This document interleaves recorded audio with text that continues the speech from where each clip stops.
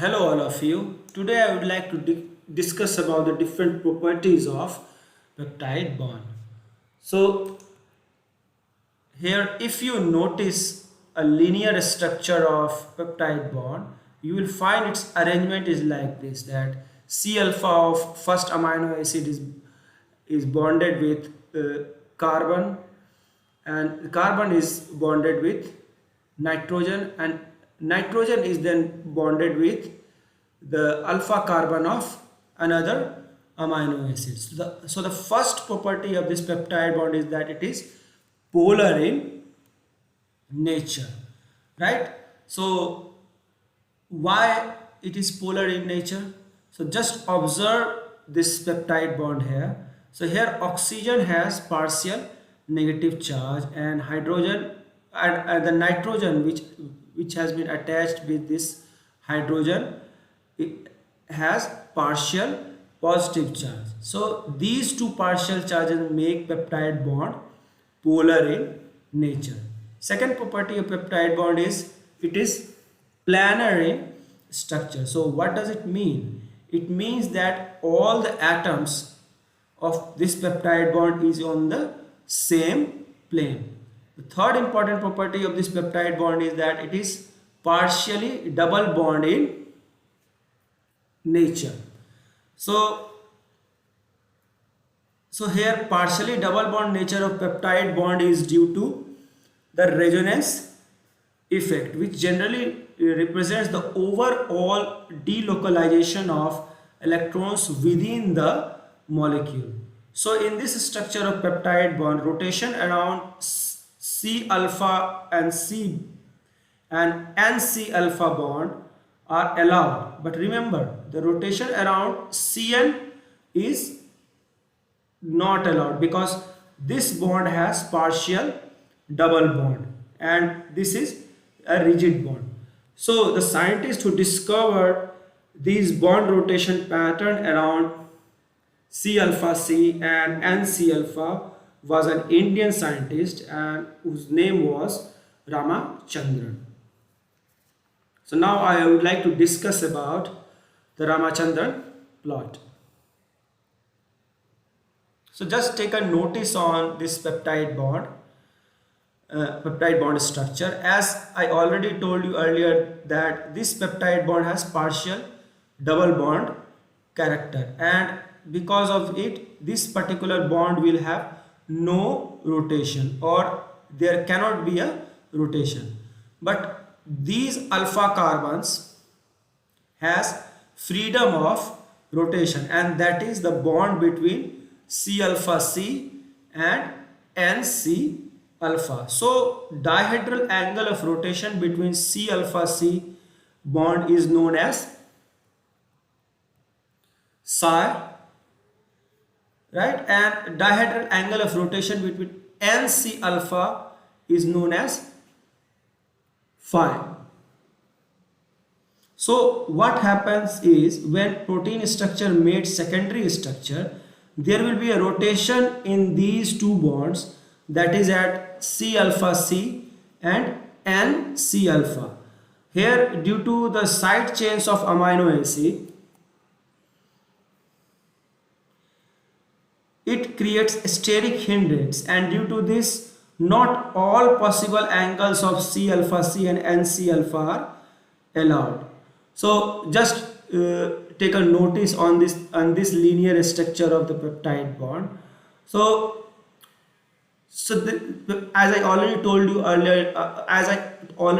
you earlier, that peptide bond are planar in structure, which means that all the atoms attached with the peptide bonds are on the same plane. So due to the planar structure of peptide bond, possible phi and psi will be from plus 180 degree to minus 180 degrees. So what does it mean? It means that the possible rotation of the bond between C alpha C and NC alpha can vary from 180 degrees to minus 180 degrees. But due to the presence of these R group in the side chain creates steric hindrance, and due to this not all possible angle of C alpha C and NC alpha are allowed, right? So what Ramachandran did is he showed the allowed bond angle of secondary structure graphically in a plot.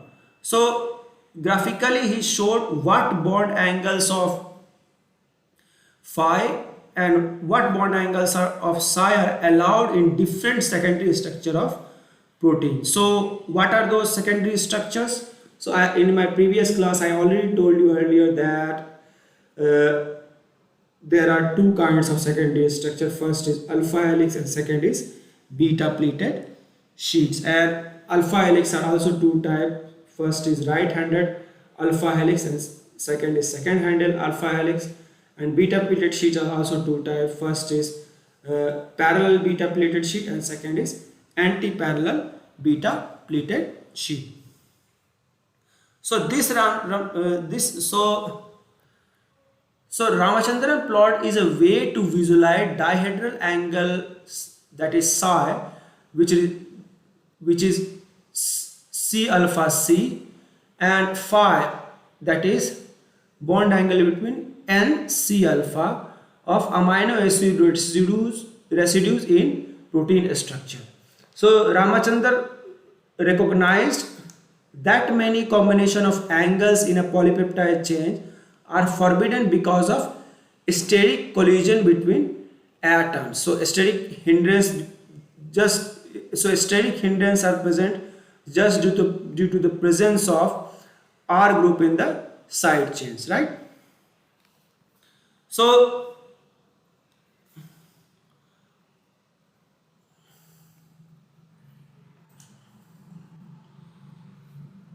this is the Ramachandran plot where he plotted phi versus psi here, and he showed all the allowed bond angles from minus 80 to plus 80 degrees on both phi and psi. So as you can see from here that there are two colors. First is dark green and color, and second is light green colored region. So here dark green color region means, so the area which shown here a dark green color is the region where the bond angles are easily allowed. That includes a parallel beta sheet, anti-parallel beta sheet and collagen. So these are the regions where bond angle of phi and psi are in these secondary structure are maximally allowed. So if you will divide this whole graph in 4 quadrants, that is first, second, third and fourth, then anti-parallel beta pleated sheet will come in the second quadrant and right-handed alpha helix will come in third quadrant.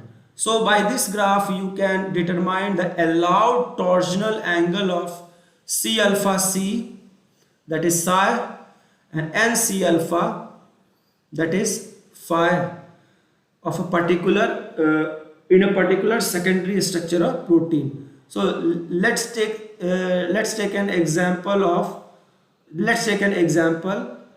that is parallel beta pleated sheet, and its position is in the second quadrant, right? So what would be the value of psi here for this parallel beta pleated sheet?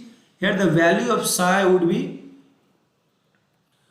plus 115 degrees. And what is psi here? Psi here generally denotes the torsional angle between the C alpha C bond present in the parallel beta pleated sheet type of secondary structure, and the value of phi is minus 120 degree, and this is the value of the torsional angle between and C alpha. So by this way you can determine the allowed torsional angle between C alpha C and N C alpha in peptide in secondary structure of protein. So this is all about the Ramachandran plot, and Ramachandran plot generally showed the allowed bond angle of secondary structure graphically in a plot. So now I would like to discuss about the classification of proteins. So proteins are classified in several ways, and so broadly proteins can be classified in three major types based on their function, based on their chemical nature, and based on their solubility. The first group of classification of protein based on the functions they are perform. So actually their functions they perform, and proteins classification based on chemical nature and solubility is a more comprehensive and popular classification of proteins. It is based on the amino acid composition, structure, shape, and solubility properties. Now let's discuss about the classification of protein based on their functions. First is structural proteins. The structural proteins are keratins, collagens, and elastins, which form a structural framework of various organs and connective tissues, and it generally provide strength and mechanical support. Second is enzymes and catalytic proteins. Enzymes are also known as biological catalyst, and it increases the rate of biological reactions. Example are hexokinase, some kind of digestive enzymes like pepsin, trypsin, etc. Third is transport protein. Transport protein is a protein that serves the function of moving material within the organism. For example, and famous example is hemoglobin, which generally carries oxygen from one part of the body to another, right? And the fourth example of functional protein, fourth example of the functional protein is hormonal protein, and hormones are also considered as the body's chemical messenger, and they travel in our blood stream to tissue or organs. So the example of hormonal proteins are insulin and various growth hormones. Fifth is contractile proteins, and the example of contractile proteins are myosin and actin, which controls muscle contraction and relaxation. Some proteins also work as storage proteins. These proteins are generally found in plant seeds and egg whites. Some proteins also act as defense proteins, and examples are antibodies. And antibodies are defensive proteins that have binding site whose three-dimensional structure allows them to identify and bind to a very specific foreign molecule. So by binding to foreign proteins, they can help in neutralizing them. And the last is receptor proteins. Receptors are the protein molecules inside the target cells or on its surface that receives a chemical signal. So this is all about the group of functional protein. So now let's discuss about the classification of protein based on chemical nature and based on its chemical nature and solubility. As I already told you earlier that this is a more comprehensive and popular classification of protein, and it is based on amino acid composition, structure, shape, and solubility properties. And according to this, proteins are broadly classified into three major groups. First is simple protein, second is conjugated protein, and third is derived protein. So simple proteins are generally composed of only amino acid residues.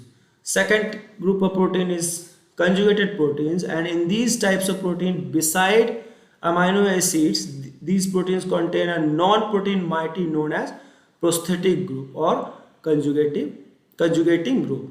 Third is derived from the third is known as derived protein, and these are the denatured or degraded products of simple or conjugated proteins. So the above three classes are further subdivided into different groups. That is, simple proteins can be further divided into globular protein and scleroprotein, or we can also say it as fibrous protein. Similarly, derived protein can be further subdivided into primary and secondary protein. So now let's discuss all these type of proteins one by one. So let's first talk about simple protein. As I already told you,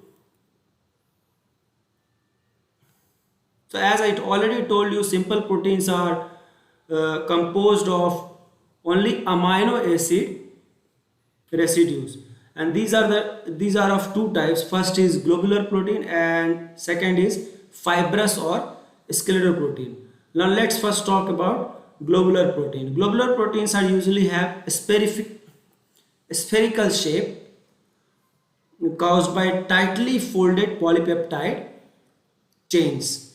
In this type of protein, hydrophobic groups are generally present inside and hydrophilic groups generally present outside.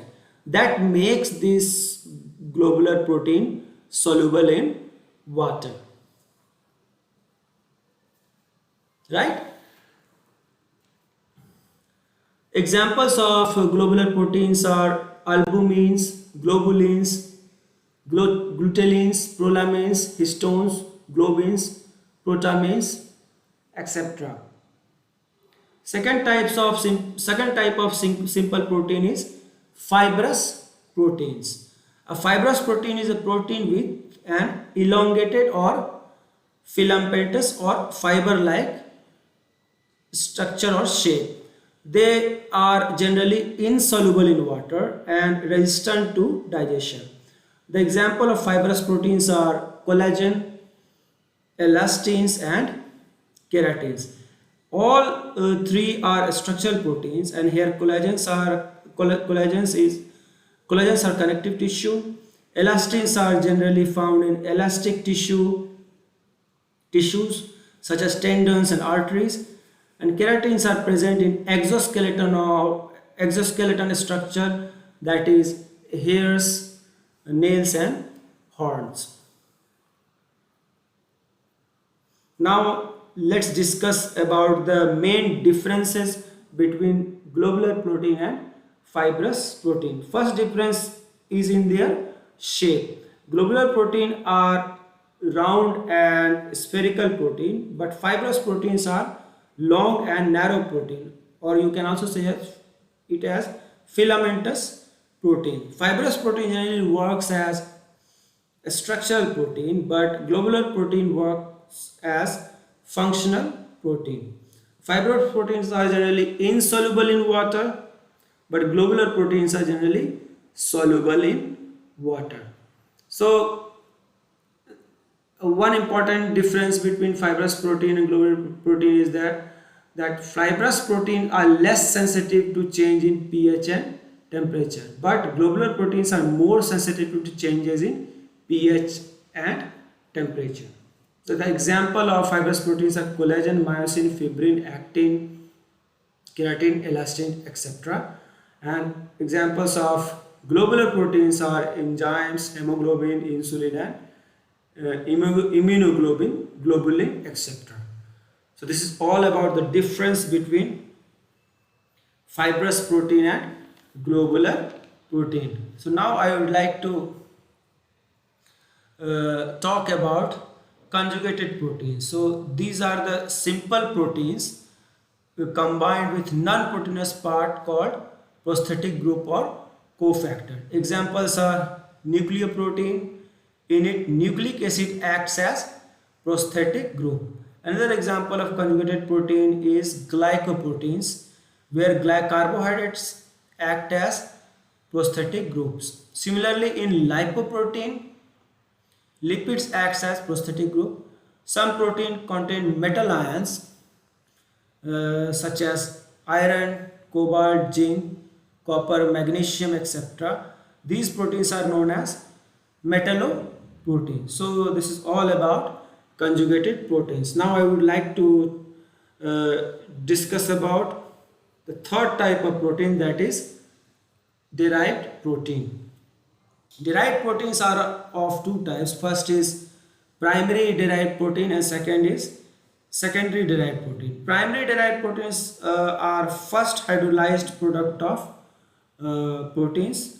Example are coagulated proteins, proteins and metaproteins, where coagulated proteins are the denatured proteins produced by agents such as heat, acids, alkalis.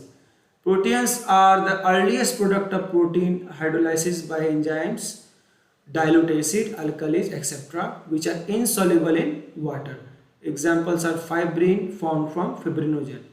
And metaproteins are the second stage product of protein hydrolysis obtained by treatment with slightly stronger acids and alkalis. Examples are acid and alkali metaproteins. Another type of derived protein is secondary derived proteins. These are the progressive hydrolytic product of protein hydrolysis.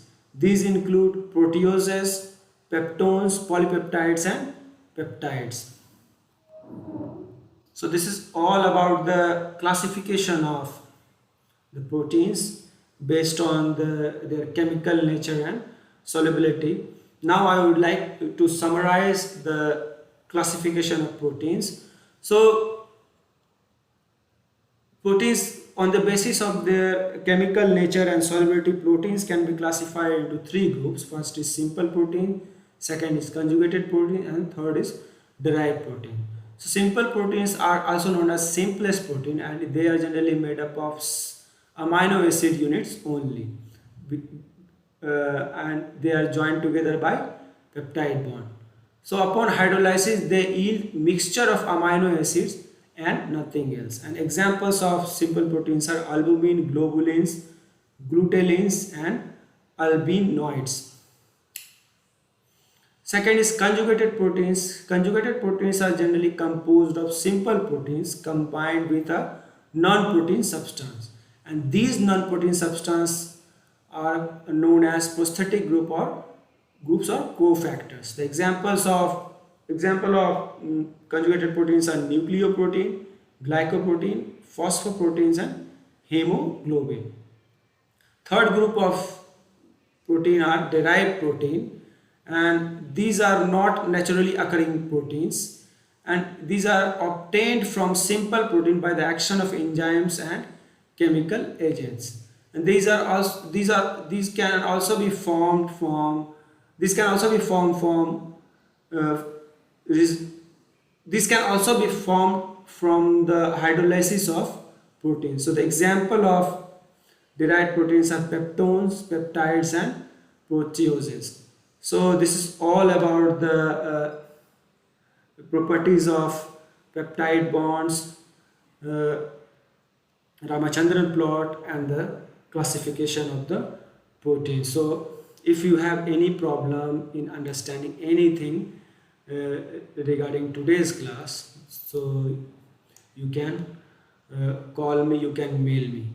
So thanks to all of you and bye bye.